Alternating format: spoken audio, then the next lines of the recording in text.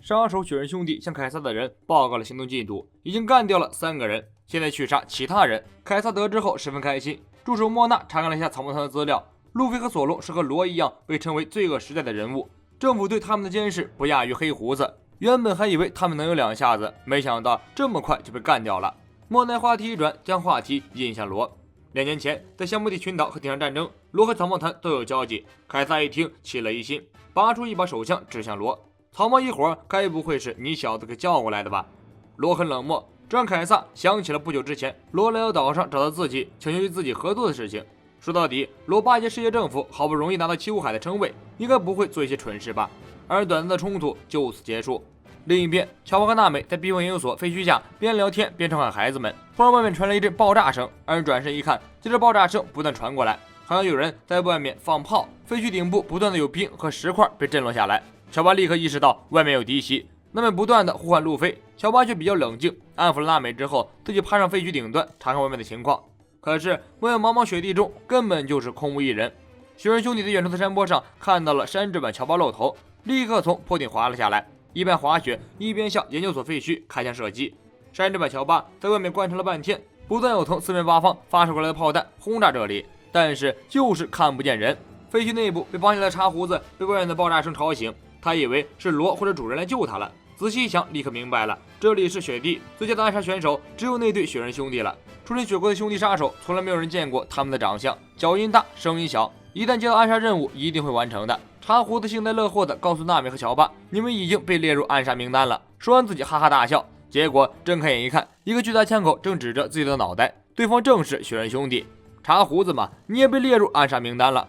茶胡子被吓傻了，娜美和乔巴也被吓傻了。这么巨大的身躯进入废墟中的时候，两人居然一点都没察觉到对方的气息。茶胡子根本不相信自己也被作为暗杀对象了，他一直特别崇拜主人，坚信主人是世界上最伟大最慈善的科学家，自己被抓了，主人一定不会袖手旁观的。雪人兄弟为了让茶胡子死得甘心，给他放了一段电话中的通话录音。录音中，凯撒阴阳怪气地说道：“那个胡子像屎一样的家伙，应该是叫茶胡子吧？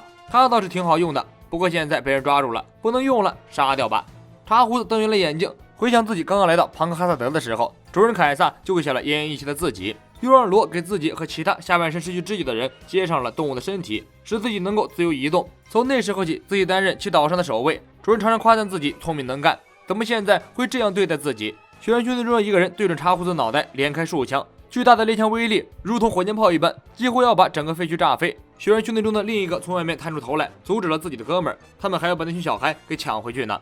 这回剧烈的爆炸声会伤到小鬼的。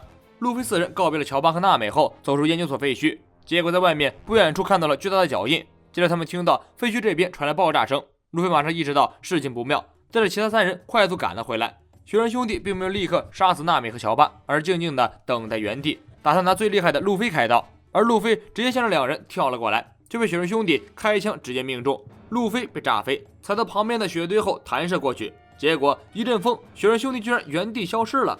路飞从雪地里站起身，山寨版的乔巴跑过来告诉路飞，娜美被抓走了。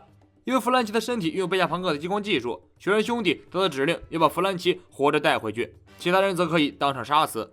为了救回娜美，路飞决定一个人去找雪人兄弟干架。乔巴版的弗兰奇也要跟过去，毕竟被绑架的是他自己的身体。不过乔巴这副躯体，弗兰奇实在没法控制，不知道该怎么进入战斗模式，干脆自己开大招吧。他让乔巴将蓝波球交给自己，乔巴诱过弗兰奇，之后交给他一颗蓝波球，交代他变身的时间只有3分钟，不到万不得已的时候，千万不要变身成为怪物。弗兰奇立刻吃下蓝波球，变成了巨大驯鹿形态，但是由于无法控制这股力量，当场暴走，追着路飞一顿揍。路飞一路跑，一路寻找雪人兄弟留下的脚印，结果顺着脚印跑到了雪人兄弟设置好的陷阱里。雪人兄弟作为经验丰富的雪地杀手，对人类的一套作战方式了然于掌。人类在雪地中只能凭靠脚印来寻找敌人，一旦失去脚印，人类就会失去方向。路飞和暴走的弗兰奇被雪人兄弟脚印吸引过来，掉进了深深的悬崖。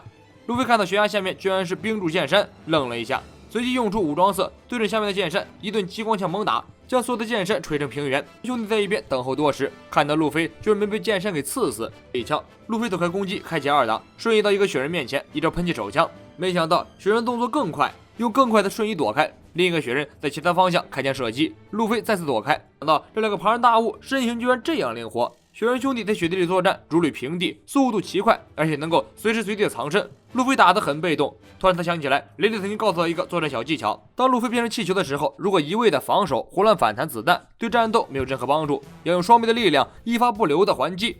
路飞故意气球，雪人大炮打了过来，路飞瞄准其中一个雪人，将炮弹狠狠地弹了回去，这边击中雪人，将他打翻。这时候弗兰奇苏醒过来，看着路飞就是一顿猛踩。路飞一边顾及雪人兄弟，一边还要躲避乔巴、弗兰奇的攻击，可谓是腹背受敌，压力巨大。被自己巨型子弹击中的雪人爬起来，趁着路飞忙于和暴走弗兰奇纠缠的时候，一枪打中了雪山山顶，巨大的冰块直接砸向路飞和暴走弗兰奇。不过弗兰奇关键时刻还有点靠谱，抓住砸下来的巨大冰块，直接甩向雪人，将其中一个雪人原地报废。干掉一个雪人后，暴走的乔巴版弗兰奇又将目标指向路飞。路飞忍无可忍，用出相枪将弗兰奇打晕。这个时候，另一个雪人抓起娜美，翻过一个个雪堆溜了。路飞赶忙追了过去，两人进行了一场不算激烈的雪地跑酷后，雪人抓着娜美攀上了研究基地的最高处。在这里，一个小小的身影正立在那里，仿佛在等待什么人。雪人嘲讽道：“这不是吃白饭的特拉法尔加吗？”罗也不跟雪人多废话，先是用出入目，一刀将雪人拦腰斩断，然后跳到雪人的胸前，双手比了一个赞，用出一招心脉休克，如同自动电击器一样，强烈的电击将雪人当场击晕过去。干掉了雪人后，路飞终于姗姗来迟，看到罗之后愣了一下，然后替娜美松绑。罗扛着自己的鬼库走到研究基地高处的边缘，突然对路飞提出联手。这个岛上有一把可以搅乱新世界的重要钥匙，想要在新世界活下去，要么加入四皇，要么干倒四皇。草包当家的不是那种喜欢屈人居下的人，如此说来，我们倒是可以合作。我想到了一个可以将一个四皇拉下马的策略。